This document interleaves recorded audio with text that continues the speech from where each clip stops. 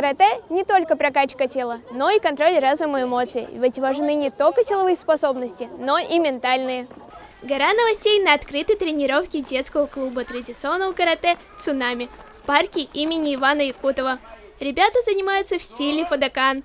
Он появился относительно недавно и комбинирует в себе разные стили. Помимо рукопашного боя, ребята учатся пользоваться нунчаками, саи и палками для карате. Чаще всего подразумевается бо. Каждый для себя открывает что-то новое. Какая у тебя тактика, чтобы победить соперника? Я всегда, получается, пытаюсь как-то зайти сзади и начинаю атаковать. Что для тебя значит карате? Карате для меня это все. Я без карате не могу. Я каждый день, мы ходим почти каждый день, через день мы ходим.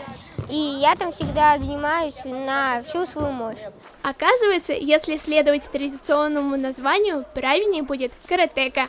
А если по-современному, то каратист, который уже прижилось у нас в обществе. Стоит подметить, что тренируются не только мальчики, но и девочки, ведь в карате не важен пол ученика. Все зависит от его желания. Как вы понимаете, что говорит сенсей? Если что, сенсей – это учитель. Я понимаю японский, так как у нас ведутся уроки японского. Когда у нас лагерь Гашаку, мы проводим уроки, у нас есть часы отдельные для этого. Мы записываем, учим, нам тренер все объясняет. Для чего ты решила заниматься карате?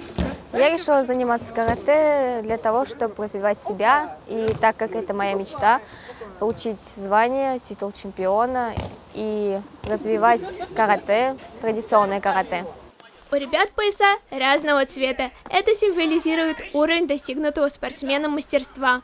Белый означает ученик только начал свой путь, а вот черный, что изучает карате уже много лет и способен передать знания другим. Одно из главных карате — слушать, что тебе говорит сенсей, ведь он укажет тебе путь, а ты сам решишь, следовать или остаться на месте. Ребята осваивают технику карате и учатся постоять за себя и близких. Также каратисты постепенно проходят к черному поясу, но путь их тяжел и долг. Александра Грушина, Ильнар Бигбов специально для Горы новостей.